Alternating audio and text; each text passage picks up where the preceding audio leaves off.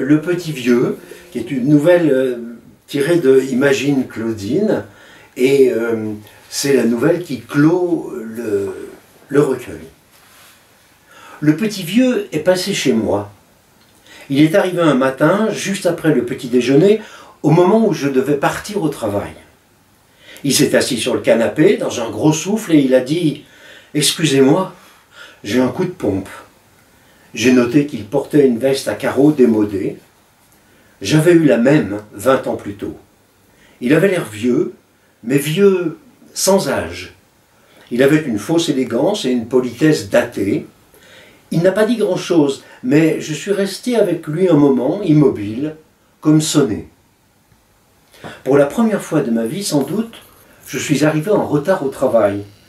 Il est descendu avec moi et nos chemins se sont séparés sur le trottoir. Je ne l'ai pas revu pendant de longs mois, et puis il est revenu. Au début, il était plutôt drôle. Il passait de temps en temps, moitié rieur, moitié bouffon. Il racontait de vieilles histoires, de vagues souvenirs vaguement imprécis. Entre le canapé et la table basse, il mimait pour moi le vieillard plié en deux sur sa canne. Il se plaignait d'un genou craquant, d'une épaule bloquée, et disparaissait dans une cabriole de clown pour bien montrer que tout cela n'était que fantaisie et jeu. Mes enfants étaient trop adultes pour rire à ce genre de fantaisie, mais ils souriaient avec bienveillance au vieux pitre. Ensuite, il est venu plus souvent, et il a commencé à me taper sur le système. Il mélangeait ses récits imprécis avec des histoires de mal au dos, mal aux jambes, mal au crâne. Il n'en finissait plus de ses complaintes et de ses litanies. Ses visites sont devenues de plus en plus régulières, et puis il s'est mis carrément à me coller. J'ai essayé de le chasser, mais il réapparaît toujours là où je ne l'attends pas. L'autre matin, je monte dans le bus et il est déjà là, avant moi, dans son vieil imperméable mastic à ceinture nouée. Le bus est bondé, je le vois en train d'apitoyer un jeune homme pour qu'il lui cède sa place. Il lui demande rien, mais il arbore un air si pitoyable, la tête penchée, le corps déjeté, comme s'il était infirme, que le gars ne peut rien faire d'autre que se lever et lui faire signe. Le vieux se précipite sans un merci, et lorsqu'il s'assoit, il augmente sa raideur et pousse un ouf de soulagement. J'ai honte de lui. J'aime dévaler. Dévaler est dans ma nature. J'ai toujours dévalé. Dévaler les escaliers, dévaler les pistes de ski, dévaler l'école sur mon vélo, dévaler les prés.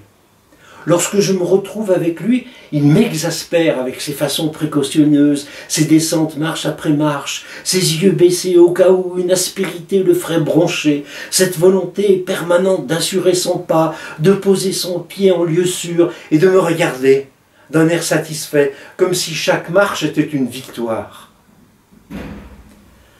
Le fait d'avoir battu des records de lenteur lui arrache le plus grand et le plus exaspérant sourire. S'il n'était pas si vieux, je le giflerais. Dans le centre commercial, il me force à emprunter des couloirs invraisemblables afin de rejoindre la sortie équipée d'un escalator. Là, son visage rayonne. Il brandit son âge comme une excuse, en apparence, mais en réalité comme un trophée, comme un sésame pour une vie au ralenti, comme un droit de faire chier mollement le monde. Un vieux con, me dis-je in petto, chaque fois qu'il pousse trop loin son bouchon. Un soir, alors qu'il est assis avec moi sur le canapé, il décide de ne pas sortir et me retient avec lui en otage. Je dois inventer une histoire pour annuler mon dîner. Il m'encourage, m'assure qu'on sera mieux à la maison. Au téléphone, mes amis me traitent de lâcheur, de pépère, de casanier. Au mieux, ils suggèrent une bonne fortune. J'ai l'air malin. Et je me tape une soirée silencieuse, à faire craquer mes doigts devant la télé et à me demander pourquoi je ne suis pas au dehors où j'ai tellement envie d'être. Mon corps est engourdi et très tôt, je tombe de sommeil, terrassé par l'ennui et le silence.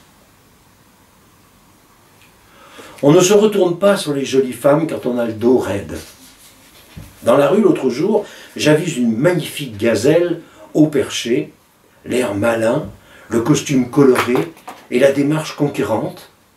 Je veux me retourner sur elle pour voir le côté pile. Le vieux me pose la main sur l'avant-bras pour me retenir. À quoi bon prendre le risque d'un tour de rein? Tu en as vu d'autres. À quoi bon?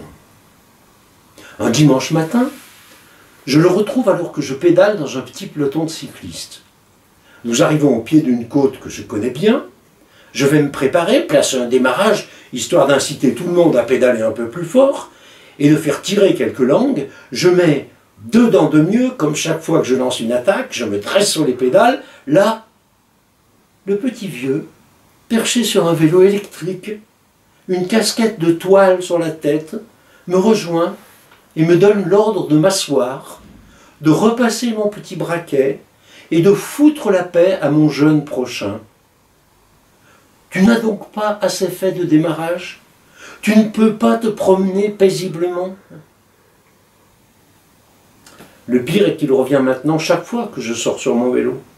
Durant toutes ces balades, il faut compter avec les interminables pauses pipi. Un pipi mesquin, avare, laborieux. Je sautille sur place pour ne pas refroidir mes muscles de cycliste. Lorsqu'il a enfin terminé, il n'a même pas l'air soulagé. Il faudra recommencer plus loin.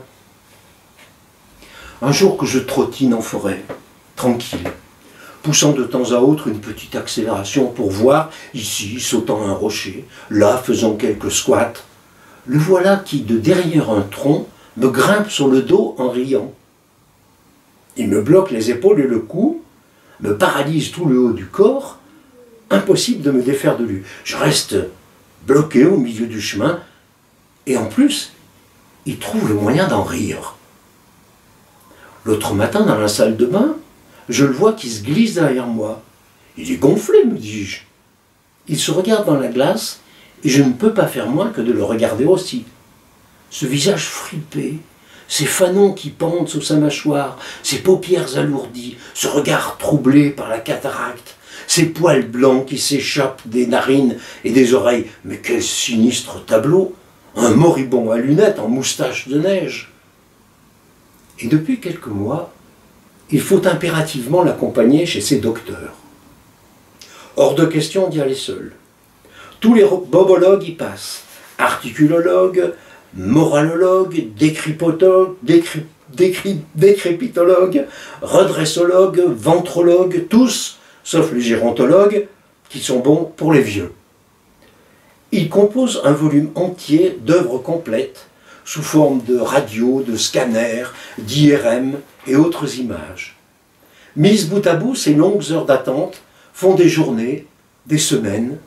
Il n'en sort pas vraiment bondissant. Par période, il disparaît.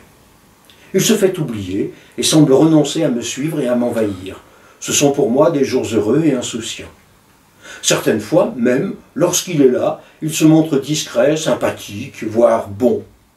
Il me prend du meilleur côté, il me ralentit, il m'invite à ralentir, il laisse filer, à me laisser reposer, mais, de plus en plus souvent, sous couvert de te raconter une petite histoire d'autrefois ou de te faire simplement remonter une vieille image, il n'a pas son pareil pour te pourrir la nuit, puis le jour, puis la vie. Il excelle à faire rejaillir le souvenir dont tu ne veux précisément pas te souvenir. Tu te rappelles du coup des 8%? Tu te rappelles Adèle qui t'a plaqué sèchement sur le port quand on est rentré de la pêche? Il est le spécialiste de la petite idée noire qui deviendra grande et ne me lâchera plus et me réveillera en sueur. Je me recroqueville et il se marre. Dimanche après-midi, il s'installe sur le canapé à côté de moi et insiste pour regarder à la télé une de ces émissions ineptes, conçues pour les vieux, qui durent des après-midi entières, avec des chanteurs nuls et des humoristes sans humour. Le son est à fond, car il est sourd. Très doucement, au fil du programme, dans une demi-torpeur de sieste, il me pousse de l'épaule. Je me trouve bientôt avec une fesse dans le vide, prêt à tomber. Je sens bien que, sous son air ensommeillé, son air de ne pas y toucher, il veut me virer. Je le vois venir avec ses manœuvres de salopard. Il va y jeter ses dernières forces, mais je sais ce qu'il veut. Il va prendre ma place.